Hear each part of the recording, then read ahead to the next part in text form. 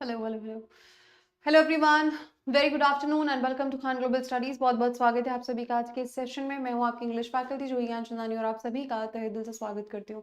उम्मीद करती हूं कि आप सभी बिल्कुल स्वस्थ हैं, मस्त हैं, अपने घरों में सुरक्षित हैं और एग्जाम्स की तैयारियों में अच्छे से लगे हुए हैं। Very very very good afternoon guys. कल कहाँ गई थी आप? कल नहीं बेटा, 2 दिन से क्लास नहीं हो रही थी आपकी। I was under the weather, I was not feeling well, viral था। 2 दिन रेस्ट किया और आज थोड़ा बेहतर लगा तो थॉट कि आज से क्लास कंटिन्यू करें। ठीक है, नाउ बेटर। यस, बहुत बढ़िया। Jatin remembers the mantra, English is very easy. Trans कहते हैं। होमो होमो देखो, समलैंगिक यानी होमोसेक्सुअल होता है। बाय यू नो अब वो जो आप पूछ रहे हैं ना बेटा, वो आपकी नाउन का पार्ट नहीं है। बेसिकली नाउन में जो जेंडर्स पढ़े जाते हैं वो 4 जेंडर पढ़े जाते हैं, है ना। यस, चलो बहुत बढ़िया, वेरी नाइस। अब आगे प्रोनाउन को आगे बढ़ाएंगे। मैंने क्या क्या पढ़ा दिया था आप लोगों को, थोड़ा सा एक क्विक रिवीजन हो जाए। प्रोनाउन क्या होते हैं? नाउन के बदले में इस्तेमाल होने वाले शब्द, उनको हम प्रोनाउन कहते हैं। यह मैंने आपको बताया था। ये मैंने आपको प्रकार बताए थे, इनके जो पॉइंटर्स हैं, है ना, ये बताया मैंने आपको। और मतलब इंट्रोडक्शन ब्रीफ में दिया। उसके बाद हमने पर्सनल प्रोनाउन को शुरू किया। तो पर्सनल प्रोनाउन में जो पर्सन्स होते हैं, 3 पर्सन्स है ना। एक व्यक्ति जो बात कर रहा है वो फर्स्ट पर्सन, जिससे बात हो रही है वो सेकंड पर्सन, जिसके बारे में बात हो रही है वो थर्ड पर्सन कहलाता है। ये मैंने आपको बताया। उसके बाद हमने इसके बहुत इंपॉर्टेंट टेबल को समझा कि जिसमें हमने केसेस देखे, nominative case, objective case, possessive adjective और पोजेसिव प्रोनाउन। ठीक है, अब इन दोनों में आप देखेंगे पोजेसिव प्रोनाउन को हम अलग तरीके से पढ़ेंगे, पोजेसिव एडजेक्टिव आपको एडजेक्टिव में भी काम आएगा। ठीक है, बेसिकली इन दोनों को आपको समझना था कि कहाँ पे सब्जेक्टिव केस, कहाँ पे ऑब्जेक्टिव केस आता है। ठीक है, ओके। हाँ जी, बहुत बढ़िया, ठीक, वेरी नाइस। उसके बाद हमने यहाँ पे सब्जेक्ट और ऑब्जेक्ट को मतलब समझा, पहचाना, आइडेंटिफाई किया, कुछ सवालों को लगाया हमने। सवालों के बाद जो है हम चले थे आपके रूल ऑफ 231 और 123 के रूल पे। अभी 231 और 123 का रूल क्या कहता है? ये कहता है कि अगर एक ही सेंटेंस में एक से ज्यादा पर्सनल प्रोनाउंस आते हैं तो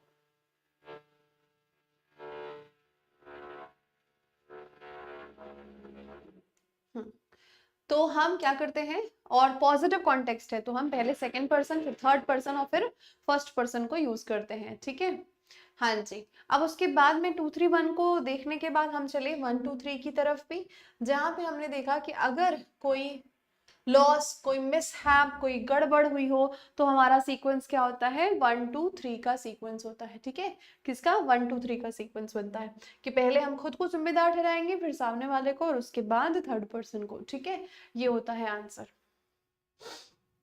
अब ये पढ़ना है रूल नंबर 3 हमारा यहाँ से, है ना।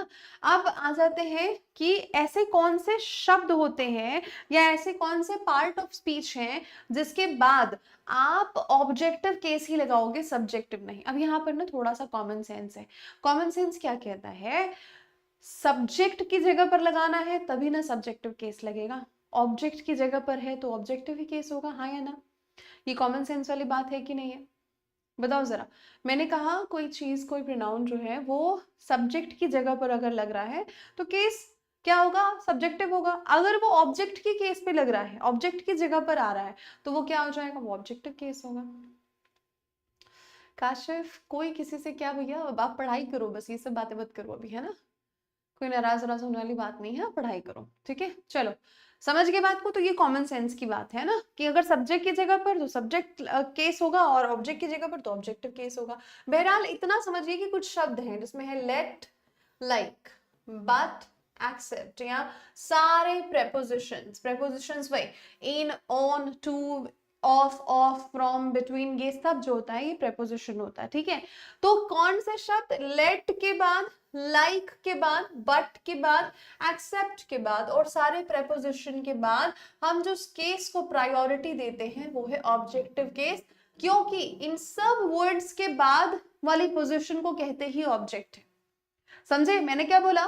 इनके बाद में ऑब्जेक्टिव केस आता है। क्यों? अरे भैया कॉमन सेंस है। ये जो शब्द होंगे इनके बाद वाली जगह को ऑब्जेक्ट की जगह बोलते हैं, तो जो भी आएगा वो ऑब्जेक्टिव केस ना होगा। चलो फॉर एग्जाम्पल मैंने बोला शी डिपेंड्स ऑन ही, है ना, शी डिपेंड्स ये वर्ब है, ऑन प्रेपोजिशन है, ये जो जगह है ये ऑब्जेक्ट की जगह है ना। तो इस ऑब्जेक्ट की जगह पर अगर आप सब्जेक्ट को बिठाओगे तो गलत नहीं होगा। शी डिपेंड्स ऑन ही होगा या शी डिपेंड्स ऑन हिम होगा। अब ये ऐसी कौन सी बात है जो आपको नहीं मालूम थी, है ना। शी डिपेंड्स ऑन ही हो ही नहीं सकता, यहाँ हिम हो जाएगा, क्योंकि ही सब्जेक्ट को बिलोंग करता है, ऑब्जेक्ट को नहीं, है ना। ही जो शब्द है वो सब्जेक्ट के लिए आता है, ऑब्जेक्ट के लिए थोड़ी ना ही यूज करते हैं, वो तो हिम आता है वहां पे, राइट। अब बताओ ये कोई ऐसी बड़ी चीज थी जो हमारी आंखें खुली हैं, अब हमको पता चला है। अरे भैया हम तो ऐसे ही यूज करते हैं, बस इसके पीछे का जो लॉजिक है वो समझ लिए। ई जो है वो सब्जेक्ट की जगह है, ई जो है वो ऑब्जेक्ट की जगह है, तो जो यहाँ आएगा वो सब्जेक्ट होगा, जो यहाँ आएगा वो ऑब्जेक्ट होगा, बात खत्म, है ना। समझ गए ना, इतना समझ जाओ, फिर वो लेट हो लाइक हो प्रेपोजिशन हो, इससे क्या ही फर्क पड़ेगा, राइट। इससे कोई फर्क पड़ना चाहिए नहीं ना। बस वही बात है, समझो। जैसे let they enjoy the party, अच्छा मैंने बोला लेट आई कॉल हिम, है ना, और फिर मैंने बोला लेट मी कॉल हिम। अब आप मुझे बताइए इन दोनों में से कौन सा वाक्य आपको सही लग रहा है, ये पहल का वाला और दूसर का वाला, ए और बी, कौन सा सही है।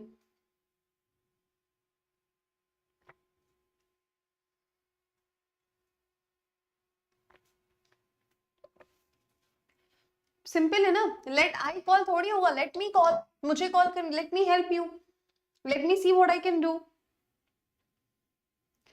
है ना। तो सिंपल सी बात है बी सही होगा। अब ये चीजें आपको पहले ही जानकारी थी, फिर काहे का दिक्कत है। अभी मैंने सिर्फ एक लिख दिया यहाँ पे रूल 3, तो फिर टेंशन आ जाएगी, अरे बाप रे अभी तीसरे रूल पे है, पहला प्रोनाउन है, 10 प्रोनाउन है, कितने रूल होंगे, पहले ही अपने दिमाग में हमने इसको भारी कर दिया। करना ही नहीं है भारी, रूल वूल पे जाओ ही मत आप, ठीक है। Simple common sense, let they enjoy होगा, बताओ कैसे सही करें इसको। There should be no misunderstanding between, between is also a preposition, है ना। हिम एंड शी, लो कर लो बात। अरे भैया जब आप एंड से जोड़ते हो ना तो ये दोनों का पार्ट ऑफ स्पीच सेम रहता है, पहली बात तो। दूसरी बात बिटवीन के बाद ये भी ऑब्जेक्ट की जगह है, ये भी ऑब्जेक्ट की जगह है, फिर यहाँ पे शी क्या कर रहा है, कोई काम है इसका, नहीं। Him and her, let they enjoy होगा कि लेट देम एंजॉय होगा, भैया सब्जेक्ट की जगह होता ना तो अलग बात होती, आई लेट देम एंजॉय, है ना, लेट दे नहीं लेट देम हो जाएगा, right. Everyone was present in the party except I, नहीं मी, मेरे अलावा सारे के सारे प्रेजेंट थे पार्टी में, बनी बात, सिंपल है, यस, है ना। तो ये क्या हो गया चौथा, है ना। Very nice. अब बता दो मैंने अगर बोला कि ये शब्द हैं जिनके बाद में ऑब्जेक्टिव केस लगेगा, तो क्या इनको हमको रटने की जरूरत है, हाँ या ना। Do we really need to mug it up.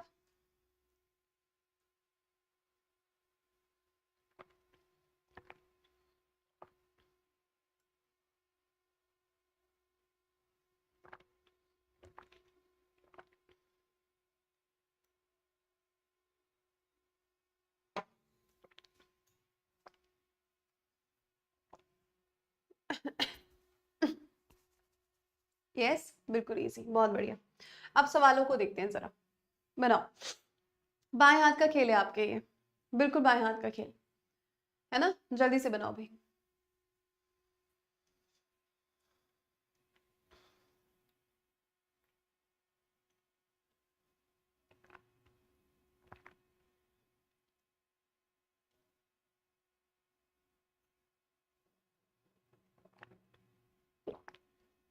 Right,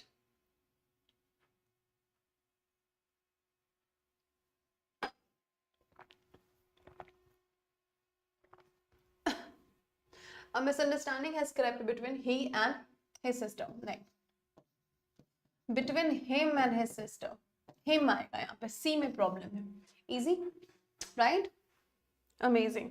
अगला सवाल देखेंगे. We both have gone through a lot of misunderstanding, but finally the doubts between you and I are cleared. बताओ.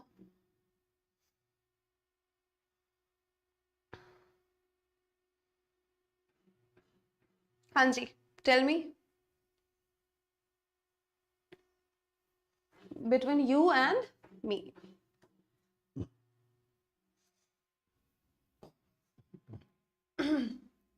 यू का सब्जेक्ट ऑब्जेक्ट दोनों ही you होता है, यहाँ पे हो जाएगा you and me are clear. Between you and me are clear. बिल्कुल सही, बहुत बढ़िया, अमेजिंग, क्या बात है. लो, इतना इजी कि बस एक बार देखते ही बनने लगा. ये बता दो,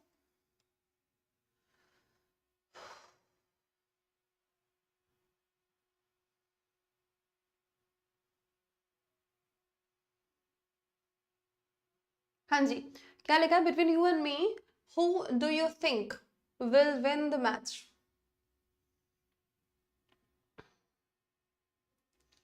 वेरी नाइस. अरे भैया, बिटवीन से शुरुआत हो रही है और बिटवीन यू एंड मी है ना. हु डू यू थिंक, अब यू एंड मी में बिल्कुल सही ऑब्जेक्ट है, ये भी ऑब्जेक्ट है, तो यहाँ तो कोई गड़बड़ नहीं है. Who do you think will win the match, बिल्कुल सही. तो यहाँ पे अगर कोई गड़बड़ नहीं है तो क्या हम डी मार्क कर सकते हैं? No error. अमेजिंग. जबरदस्ती एरर के पीछे नहीं पड़ना है. नहीं समझ में आ रहा है, या मतलब अगर आपने 4 पार्ट्स देखे, 3 पार्ट्स में कोई गड़बड़ नहीं है, दैट मीन्स क्लियर है कि वो चौथा है नो एरर का ऑप्शन, है ना. तो ज्यादा एरर ढूंढने के चक्कर में नो एरर को इग्नोर नहीं करते हैं, ठीक है. अगला सवाल देखिए. If you are good to people you will be treated well by themselves. ठीक है. If you are good to people you will be treated well by themselves.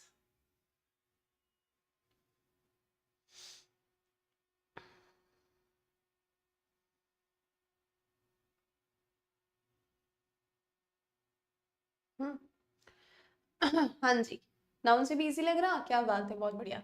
If you are going to if you are good to people you will be treated well by them. Well by themselves होगा या well by them होगा, क्या होना चाहिए? Exactly, by them. By is a preposition और इसके बाद में देम सेल्व्स की बात क्यों आ रही है ना. सिंपली देम होगा. If you are good to people, है ना, क्या है? If you are good to people you will be treated well by them. अगर आप उनके साथ अच्छे हैं तो वे भी आपके साथ अच्छे ही होंगे, ये वाली बात हो रही है. themselves की जरूरत न को, डी है आंसर. वैसे भी यहाँ पे नो एरर का ऑप्शन तो था ही नहीं, तो एक और डाउट क्लियर हो जाता है कि भैया नो एरर का तो ऑप्शन ही नहीं दिया है, मतलब एरर है. ये भी एक क्लैरिटी हो जाती है, हाँ या ना.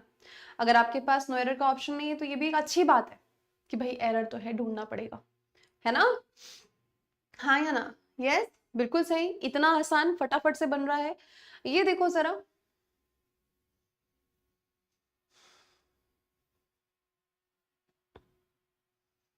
बेहद आसान. यहाँ पर एक और चीज मैं आप लोगों के साथ शेयर करूंगी, बताऊंगी आपको, है ना.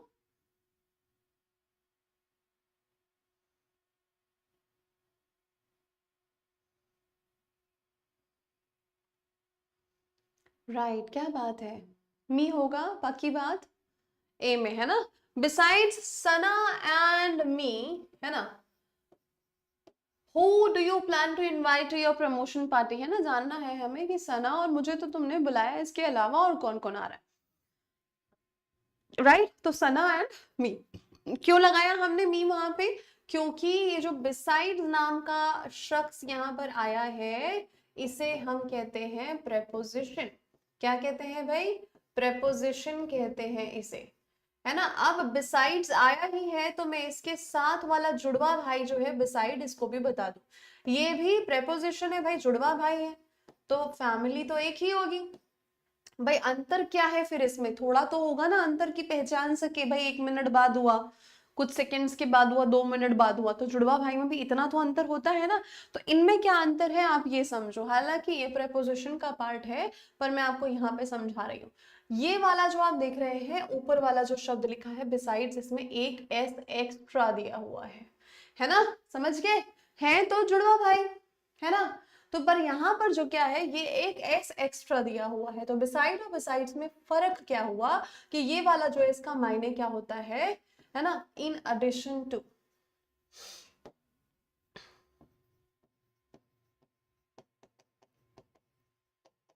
है ना, या फिर कुछ एक्स्ट्रा एडिशनल की बात करता है, ये कुछ आगे की बात करता है। और ये वाला बिसाइड जो होता है ना, ये बगल की बात करता है, ये बाजू की बात करता है ना, या एडजेसेंट पोजीशन जिसको हम कहते हैं उसकी बात करता है, ठीक है, बगल बाजू की बात करेगा, है ना।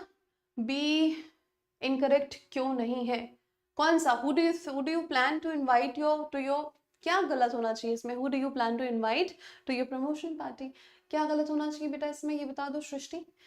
बिसाइड्स अना एंड ये हो जाएगा मी, तो प्रॉब्लम ए वाले पार्ट में है, that is it, right. Besides working besides working as a professional, I have my household responsibilities as well, है ना, ठीक है।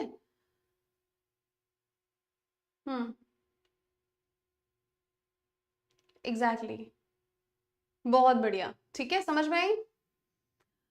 I didn't attend any previous class, any test exam was done before. Sumit, if you have come here for the first time, आपसे एक request है कि पहले आप पुरानी क्लासेस देखिए, एज इन मेरे जो ग्रामर पढ़ाने का है ना तरीका, वो एक सीक्वेंस में चलता है, एक क्रम में चलता है बेटा। तो पहले मैंने नाउन शुरू किया है, तो यू शुड ऑल्सो, है ना, आप पहले नाउन को अच्छे से पढ़ो, वो बेस है, उसके बाद में प्रोनाउन पढ़ोगे तो आपकी अंडरस्टैंडिंग थोड़ी ज़्यादा अच्छी होगी, आपकी ग्रिप स्ट्रांग होगी। तो जो लाइव क्लास कर रहे हो तो कर ही लो, साथ में थोड़ा सा टाइम एक्स्ट्रा निकाल के नाउन को कंप्लीट कर लो, देन आपको जो समझ में आएगा आगे के चैप्टर ना, वो अलग ही लेवल पे समझ में आएंगे, है ना। तो यस, नाउन हुआ, उसके बाद नाउन का एक तरीके से टेस्ट हुआ है, फिर वन वर्ड सब्स्टिट्यूशन 2 दिन चला है, उसके बाद ये प्रोनाउन की क्लास चल रही है, आज आई थिंक ये तीसरी क्लास है प्रोनाउन की। मेरा जाना तो नहीं, अभी तो बहरहाल नहीं जा रहे हैं कहीं, हाँ इनविटेशन है रिसेप्शन का, बट जाना नहीं हो पाएगा, है ना। Exactly exactly. चलो आ जाओ, अगला सवाल देखो। Late you and she decide the matter for all of अस, बेहद आसान सा बढ़िया सा सवाल है। हाँ जा तो रहे हैं, बहुत सारे लोग जा रहे हैं, अभी अपना पॉसिबल नहीं है अभी।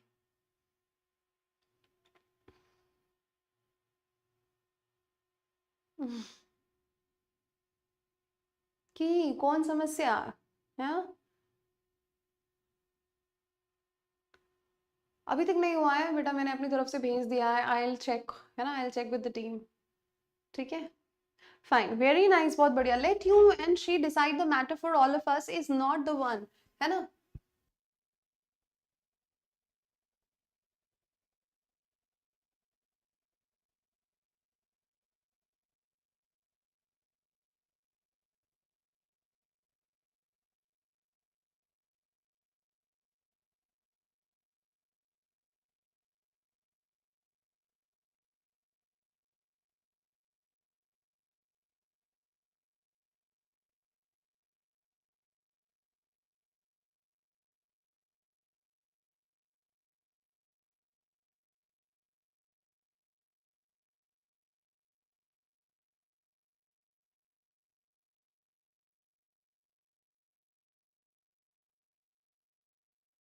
हाँ जी, how to practise after taking your class, okay fine.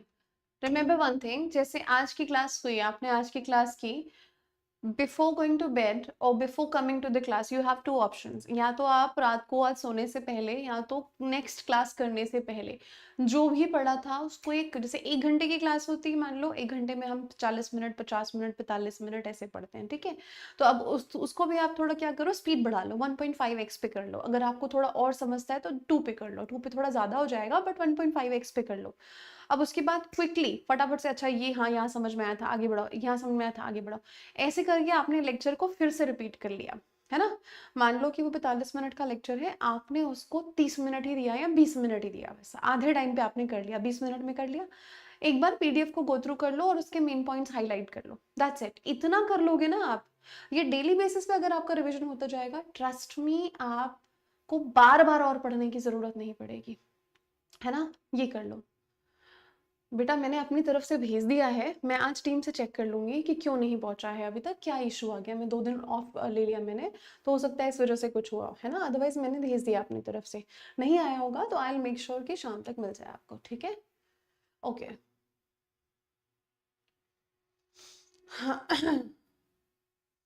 Okay चलो fine, let you and she नहीं होगा, लेट यू एंड हर, है ना? Decide the matter for all of us. Let लिखा है तो यू और हर यहाँ पे आ जाएगा, ठीक है? तो प्रॉब्लम इस पार्ट में थी। ओके जी, नाइस, वेरी नाइस। अगला देखो। हाँ तो भी ठीक है, डायरेक्ट पीडीएफ से भी रिवाइज कर सकते हो, बट इन केस मान लो कि कोई चीज लगी पीडीएफ में, अरे ये वाला कॉन्सेप्ट क्या था, तो बट देख लिए फटाफट से, वीडियो भी अवेलेबल है और पीडीएफ भी अवेलेबल है, राइट? ये अगर तरीका अपनाते हो तो ट्रस्ट में आपको कोई दिक्कत होगी ही नहीं इंग्लिश में। बहुत आसान है चीजें इंग्लिश की। आप देखो, मोस्ट ऑफ द थिंग्स जो मैं आपको बता रही हूँ यहाँ पे, कोई भी ऐसी चीज है जो आपकी आंखें खुल गई, ये तो कभी नहीं मालूम था, ये तो हमने पढ़ा ही नहीं था, सब कुछ पता है आपको, सब वैसे ही इस्तेमाल करते हो, यूज करते हो। मैं सिर्फ आपको ये कर रही हूँ कि उसके पीछे का लॉजिक बता दे रही हूँ, दैट्स इट। तो है तो बहुत आसान, बस सिर्फ आपको थोड़ा अवेयर होके पढ़ना है, दिमाग थोड़ा खुला रख के पढ़ना है, दैट्स इट, है ना? ओके जी। चलो भाई, अब यहाँ पर देखो देन शब्द को देखो, है ना? जब आपके सामने में after then when there is any comparison between two, है ना? अगर दो लोगों के बीच में कंपैरिजन है और देन शब्द का इस्तेमाल किया गया है ना? सब्जेक्टिव प्रोनाउन इज यूज्ड और ऑब्जेक्टिव केस तो ऑब्जेक्टिव, मतलब देखो सिंपल सी बात है, किस पे कंपेयर कर रहे हैं आप, एग्जाम्पल से समझो, डोंट गो एनीवेयर। यहाँ पे देखो, ही इज बेटर देन यू, क्या है? He is better then you. अब यहाँ पर तुलना हो रही है, कंपैरिजन हो रहा है, हाँ या ना? कितने घंटे देने चाहिए पढ़ाई को, प्लीज टेल बेटा, depends on subject to subject, फिर मैं उस पर बात करूंगी लास्ट में, ठीक है? अभी मैंने बोला ही और यू में कंपैरिजन हो रहा है, ये ही और ये यू, ये दो चीजें हैं जिनमें कंपैरिजन हो रहा है, ठीक है? और रादर मैं समझाने के लिए ना सेकंड वाला एग्जांपल लेती हूँ, क्योंकि यू का तो दोनों केस सेम रहता है, ही में और मी में, दोनों में कंपैरिजन है। अब यहाँ पर देखो, जब हम तुलना करते हैं तो मुझे एक बात का जवाब देना, अगर आप किसी डॉक्टर की तुलना कर रहे हो तो आप किसी इंजीनियर से डॉक्टर की तुलना करोगे या डॉक्टर से डॉक्टर की तुलना करोगे? Tell me. आप कंपैरिजन कर रहे हो, करते हैं ना कंपैरिजन, भैया वो वाले डॉक्टर और ये वो वाले इंजीनियर, तो ये तो तुलना ही गलत है कि नहीं? आपको अगर कंपैरिजन करना है तो आप एक डॉक्टर की तुलना दूसरे डॉक्टर से करोगे ना। आप जो है किसी फुटबॉलर की तुलना किसी क्रिकेटर से तो नहीं करोगे, क्रिकेटर की तुलना क्रिकेटर से करोगे। तो मतलब इतनी बात समझ में आई ना, कि दो समान रैंक, पद, वेटेज वाले जो शब्द होते हैं उनके साथ ही तुलना होती है, ऐसा तो नहीं होगा, राइट? सिंपल सी बात। अच्छा जी, अगर इस बात को मानते हो तो ये वाला सेकंड वाला ऑप्शन जो दिया, सेकंड वाला जो दिया है, ये बिल्कुल गलत दिया है। आपने इधर ही लिखा है, जो कि केस क्या है? सब्जेक्टिव केस, है ना? या आप मी से कंपेयर कर रहे हो, ये क्या है? Objective case. तो इसमें समान क्या है ना? समझ के बात को, ये सब्जेक्टिव केस है, ये ऑब्जेक्टिव केस है, तुलना पॉसिबल ही नहीं है। पर आपको पता है यहाँ पे कैच क्या है? यहाँ अक्सर प्रॉब्लम या गड़बड़ क्यों होती है? क्योंकि बोलचाल की भाषा में हम ऐसे ही सुनते हैं, है ना? जब बोलचाल की भाषा में हम सुनते हैं ना, तो हम इसी तरीके से सुनते हैं, और क्योंकि इतना सुना है ना कि सुनते सुनते वो चीजें सच लगने लग जाती हैं। अब बोलचाल की भाषा से हम ग्रामर का एग्जाम नहीं निकाल सकते, है ना? तो आप यहाँ पर समझिए कि अगर यहाँ पे ही है और कंपैरिजन इन दोनों में ही है, तो this has to be in subjective case, मतलब क्या हो जाएगा? Better than I. अब जब मैं इसको बोलूंगी ना, आपको लगेगा मैडम कैसा अटपटा सा लग रहा है, क्यों? क्योंकि गलत सुनने की आदत हो गई है। He is better than I. अब he is better than I में यहाँ पे एम जो है ना, एक तरीके से इंक्लूडेड है, हिडन है, बोला नहीं जाता अलग से, पर वो है वहां पे, ठीक है? He is better than I am, पर एम को कहा नहीं जाता, बस वो हिडन है, समझो आप। करेक्ट? बात समझ में आई? तो यहाँ पे आपको देखना है कि किसका कंपैरिजन किससे किया जा रहा है, ठीक है?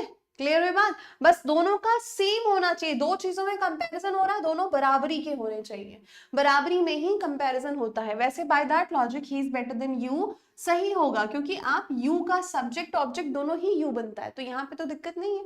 दिक्कत यहाँ पे थी, ये हो गया है she is taller than him. अब बता दो, अब यहाँ पर बता दो जरा, she is taller than him, is it correct? ये जो लास्ट वाला लिखा है क्या ये सही है? बोलो भाई। हाँ जी।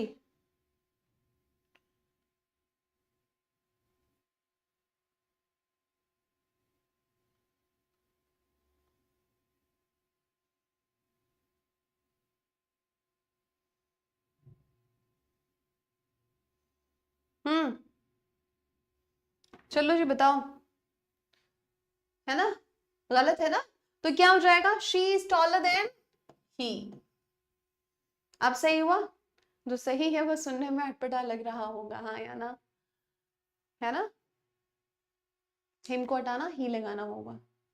वेरी नाइस, अमेजिंग, क्या बात है, बहुत बढ़िया जी, बहुत बढ़िया। ठीक है, चलो तो यहाँ पे 2 और 3 दोनों ही गलत थे, ये सही क्योंकि दोनों केस सेम होता है। समझ में आ गई बात कि देन है मतलब तुलना हो रही है, तो देन जिन दो शब्दों की तुलना कर रहा है उनका पार्ट ऑफ स्पीच सेम होगा।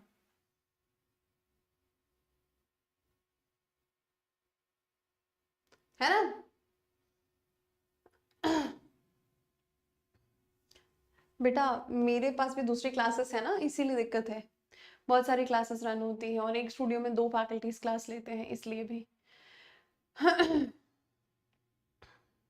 हम्म, चलो अब ये सवाल देखो, फटाफट से उड़ाते जाओ बेटा।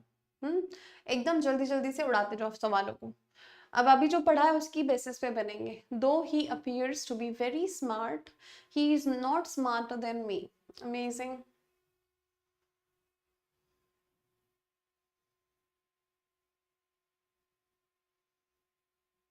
Amazing.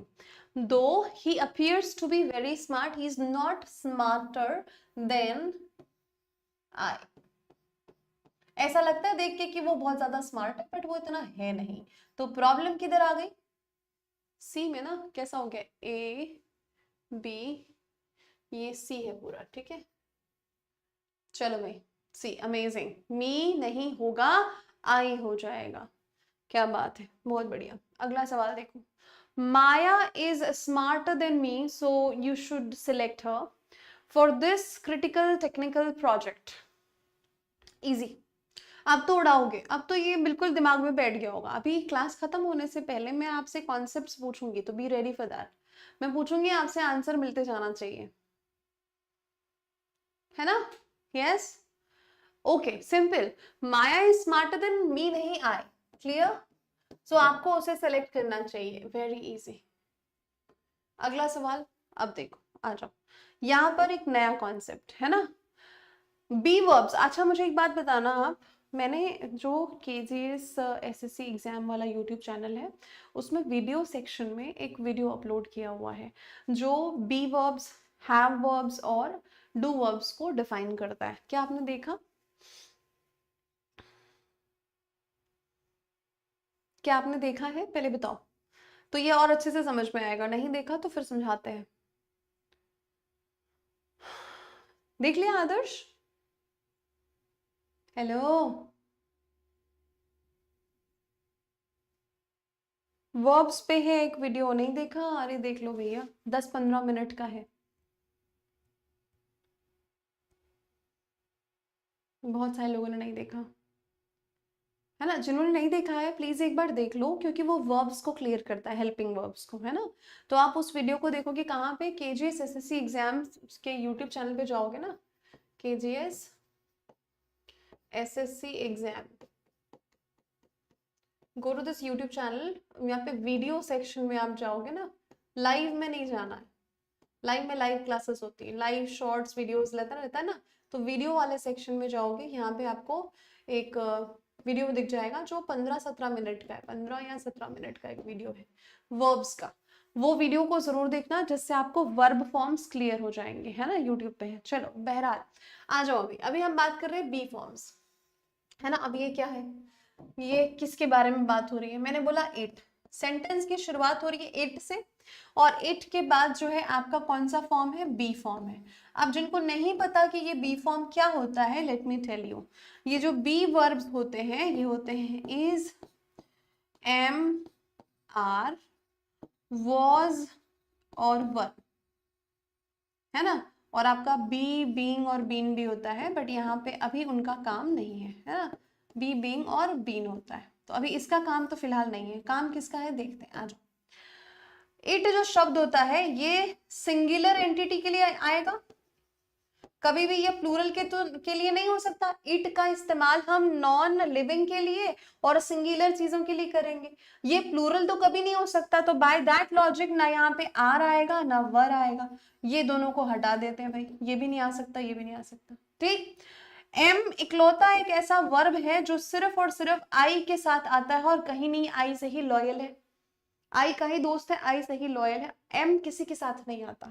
तो हमारे पास बचता है इज और वॉज, मतलब कि इट के साथ अगर आपके पास या तो इज है या वॉज है ना, तो इसके बाद अगर सब्जेक्ट लगना है ना, तो वो क्या होगा, हमेशा सब्जेक्टिव केस में ही होगा। सिंपल है ना भाई, सब्जेक्ट लगेगा तो सब्जेक्टिव केस में नहीं होगा, सब्जेक्ट की जगह पे ऑब्जेक्ट को रखोगे तो गलत नहीं होगा, है ना।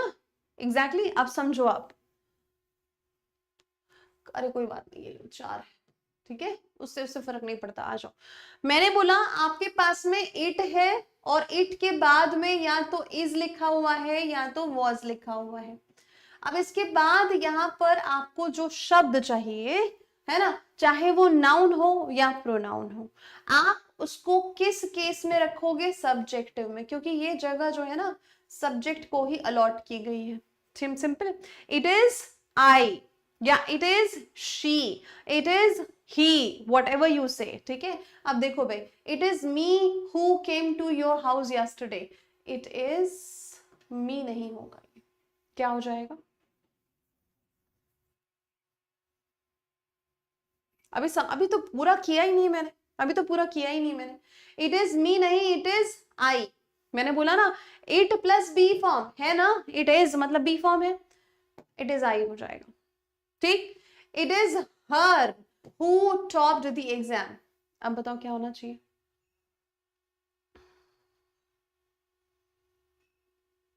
क्या होना चाहिए यहाँ पे,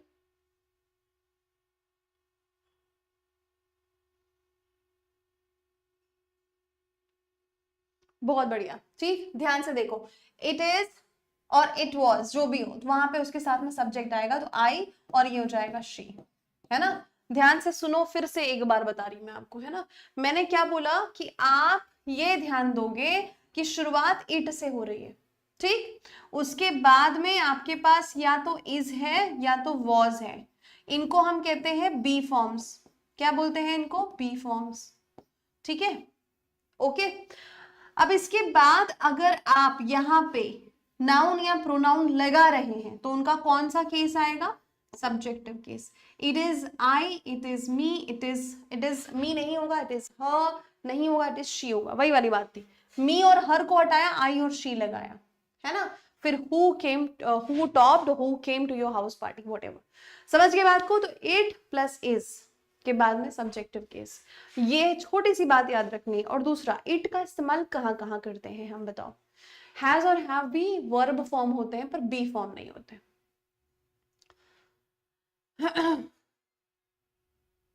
हाँ वो तो है ना, बोलचाल में कई दफा आप चीजें गलत इस्तेमाल करते हो। हैज और हैव ना हैव वर्ब्स में आते हैं, बी में नहीं आते हैं। Very good, it is was, S, amazing, short form इसका इसी तरह से समझ सकते हो, बहुत बढ़िया। इट प्लस इज और वॉज प्लस सब्जेक्टिव केस, ये है आपका फंडा, आप इसको हाईलाइट कर सकते हो, है ना। इट का इस्तेमाल हम नॉन लिविंग के लिए करेंगे, इट का इस्तेमाल हम सिंगुलर के लिए करेंगे, कभी भी प्लूरल के लिए इट का इस्तेमाल होगा, प्लूरल के लिए इट हो ही नहीं सकता। वॉज वर्ब भी तो होते हैं। यस इशिता बेटा, मैंने क्या लिखा है ये तो देखो। चलो मैं एक काम करती हूँ, आपको वर्ब के फॉर्म्स आए ना तो मैं आपको बता देती हूँ। बी फॉर्म्स, डू फॉर्म्स और हैव फॉर्म्स। हालांकि हम ये वर्ब में बहुत अच्छे से पढ़ने वाले हैं, है ना, पर ध्यान दो। बी फॉर्म में आता है आपका is, am, are, was and were. ठीक। डू फॉर्म्स की बात करें, डू, डज और डिड। ठीक। हैज, हैव और हैड, ये इतने ही फॉर्म्स होंगे। ठीक है। और बी को और मैं डिफाइन करूं तो बी, बीइंग, बीन भी उसी में ही आता है। यहाँ पे आ जाओ आप। बी, क्योंकि ये हिस्सा किसका है, इसी का है, बी, बीइंग और बीन। ठीक। तो ये सारे वर्ब फॉर्म्स होते हैं। बी में आपको ये चीजें आती है। अब इसमें से जो इट के साथ लग सकता है वो ये है और ये है। ये प्रेजेंट है, ये पास्ट है, दैट्स इट। आर आएगा नहीं, एम आएगा नहीं, वर्ब भी प्लूरल है, ये भी नहीं हो सकता। तो आपके पास इज और वॉज ही तो बचा, और क्या बचा। हाँ, जो शॉर्ट मैंने लिखा वो नोट बना के बिल्कुल हाईलाइट कर देना। अभी ये इतने काम की चीज अभी नहीं है, काम की तो बहुत है, पर ये हम वर्ब्स में पढ़ने वाले हैं, है ना। ये हम किस में पढ़ेंगे, वर्ब्स में पढ़ेंगे, अभी नहीं। ठीक। अमेजिंग, यहां तक की बात आई समझ। तो जिनको डाउट हो रहा था अभी, मैं उम्मीद करती हूँ कि क्लियर हुआ होगा। बी फॉर्म के बाद आने वाला जो होगा व्यक्तिनिष्ठ, मतलब कि सब्जेक्टिव केस। ओके चलो फाइन। सवाल आपके सामने है, उत्तर बताओ जल्दी से। हाँ बिल्कुल सही, प्रेजेंट पास्ट बिल्कुल आसान है। वर्ब को समझ गया ना तो फिर आप उसके बाद तो टेंस, वॉइस, नरेशन बाय हाथ का खेल है आपके, है ना। हाँ डिटेल में पढ़ेंगे वर्ब्स को तो बिल्कुल, अभी तो सिर्फ वो फॉर्म आया है इसलिए मैंने बता दिया, है ना। चलो बताओ यहाँ पे क्या होगा।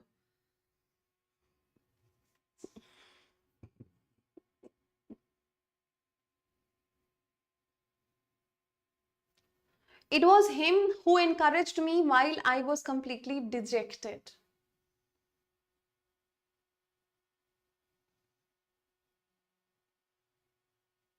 हाँ इट वॉज हिम लिखा है, सिंपल सी बात है। इट प्लस बी फॉर्म है, पकड़ी गई गलती। बी फॉर्म के बाद आप ऑब्जेक्ट नहीं लगाते, क्या लगाते हैं, सब्जेक्ट। तो इट इज हिम की जगह क्या हो जाएगा, ये सॉरी, इट वॉज हिम की जगह it was he who encouraged me, है ना। सिंपल है। और एक लॉजिक बताओ इसका, हु एनकरेज्ड, एनकरेज शब्द क्या है, वर्ब है।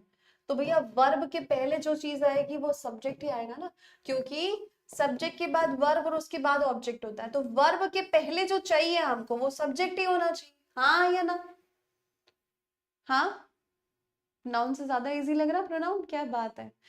स्लोली स्लोली सारे चैप्टर और आसान लगने लग जाएंगे। मैंने कहा ना, एक चीज अगर क्लियर हो जाएगी ना, दूसरा उससे कनेक्टेड है और आसान, क्योंकि पहले समझ चुके हैं ना कुछ, फिर तीसरा उससे कनेक्टेड है, फिर वो भी आसान लगेगा। और बस यही है, तो ध्यान से सुनता समझता ना, उसके लिए कुछ भी डिफिकल्ट नहीं है ना। अभी सुनो, हाँ जी। तो ये क्या हो गया, इट वॉज ही, दूसरा लॉजिक समझ गए। वर्ब के पहले जो आएगा वो केस सब्जेक्ट ही तो होगा।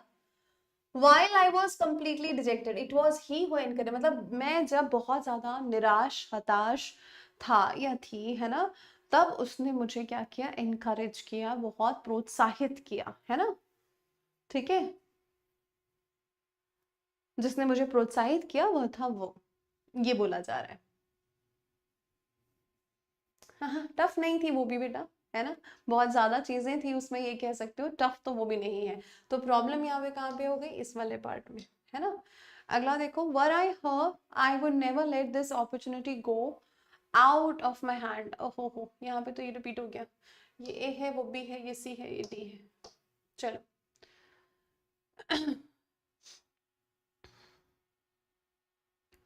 ये पहले एक बार खुद कोशिश करो, फिर मैं बताती हूँ आपको, है ना। पहले एक बार खुद कोशिश करो, फिर मैं बताती हूँ आपको क्या होना चाहिए इसका answer. Were I her I would not let this opportunity go out of my hand, मतलब ये कहना चाह रहा है अगर मैं उसकी जगह होती तो मैं ये अवसर जाने नहीं देती, ये कहा जा रहा है सेंटेंस में, है ना। अब यहाँ पर आप थोड़ा सा ध्यान से देखो, अगर मैं उसकी जगह होती तो मतलब मैं अगर अपनी जगह स्वैप कर रही हूं तो मैं किसी इंसान से ही कर रही होंगी, किसी सेम पोस्ट में सेम ऑर्गेनाइजेशन में दो लोग हैं, मैं बोल रही हूँ कि अगर मैं उसकी जगह होती ना तो मैं ये अवसर खोने नहीं देती। तो आप जिसके साथ अपनी जगह हेर फेर कर रहे हैं उसमें और आप में इक्वालिटी, समानता तो होगी। सोच अलग है मे बी, बट आप हैं तो सेम। कहने का क्या मतलब है, आप भी एक व्यक्ति है, वो भी एक व्यक्ति है, उसको कोई अपॉर्चुनिटी मिल रही, शायद वो उसको पहचान नहीं पा रहा। आप कह रहे हो अगर मैं उसकी जगह होती तो मैं इस अवसर का पूरा फायदा उठाती। तो अब ये जो है दो समान चीजों की ही बात हो रही है ना। तो अगर अब दो समान चीजों की बात हो रही है तो आप क्या करोगे, वर आई हर। अब ये जो शब्द है इसको ध्यान से देखो, आई और हर, इन दोनों में क्या समानता है, नहीं है। अभी ये सब्जेक्ट है और ये ऑब्जेक्ट की जगह आता है, तो ये दोनों में इक्वालिटी तो अभी नहीं है। ये आई है तो ये शी होना चाहिए। अब बोलेंगे कि हाँ, अब करो कंपैरिजन, आप अब बोलो जो बात आप बोल रहे थे, है ना। तो वर आई शी, अगर मैं उसकी जगह होती तो ये वाली बात है, राइट। तो इनका जो पीओएस है, पीओएस कहने का क्या मतलब होता है, पार्ट ऑफ स्पीच को कहते हैं। इसका पार्ट ऑफ स्पीच, इसका पार्ट ऑफ स्पीच बिल्कुल सेम होना चाहिए। प्रोनाउन तो है दोनों, पर ये सब्जेक्टिव केस और ये ऑब्जेक्टिव केस था, अभी दोनों को सेम कर दो। अब बनाओ सेंटेंस, वर आई शी। अभी ये वर क्यों लगा है पहले, इसका लॉजिक समझना कि कभी भी वर का इस्तेमाल तो हम प्लूरल के साथ करते हैं, प्लूरल सब्जेक्ट के साथ इस्तेमाल होता है वर, हाँ या ना। पर यहां पर आप आई के साथ वर का इस्तेमाल कर रहे हो, ऐसा क्यों? ये सवाल दिमाग में आया कि नहीं? कितने लोगों के दिमाग में ये सवाल आया, पहले ये बताओ कि मैडम वर जो होता है वो तो प्लूरल है, आपने इसको आई के साथ इस्तेमाल किया है, आई के साथ तो वॉज आता है। ये सवाल आया, हाँ या ना? आया होगा दिमाग में ये सवाल। जिनके भी दिमाग में आया है बहुत बढ़िया, आप अलर्ट हैं, एक्टिव हैं, सुन रहे हैं।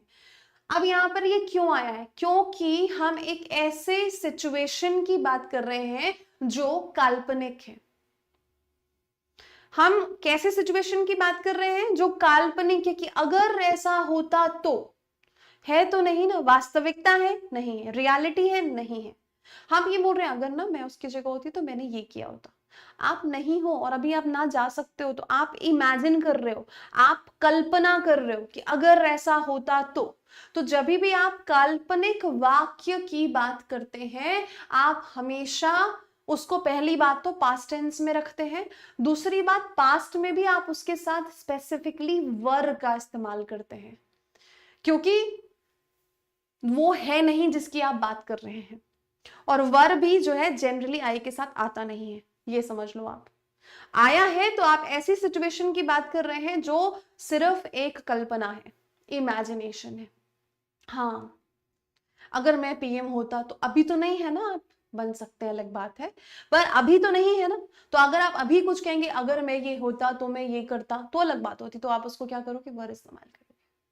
समझ गए? तो कल्पना या इमेजिनेशन की बात होती है तो हम ऐसा इस्तेमाल करते हैं, वर आई हर नहीं, वर आई शी हो जाएगा। तो केस क्या है, ये आपका सब्जेक्ट है। समझ में आई बात?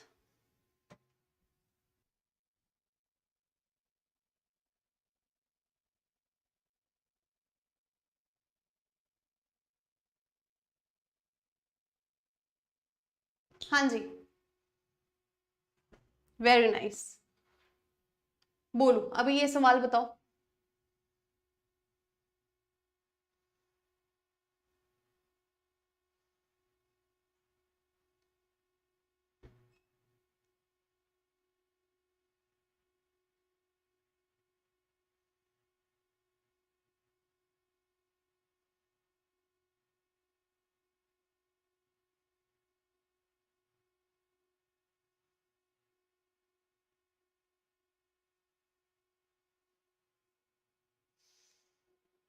हाँ, अब देखो, if I were her I would not stoop so low, है ना।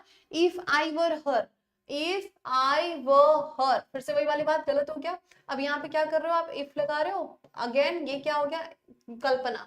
अगर मैं उसकी जगह होती तो मैं इतना नीचे नहीं गिरती। स्टूप मतलब होता है नीचे गिरना, है ना। नीचे जाना मतलब लिटरली नीचे जाना नहीं, मतलब डिग्निटी में, मर्यादा में।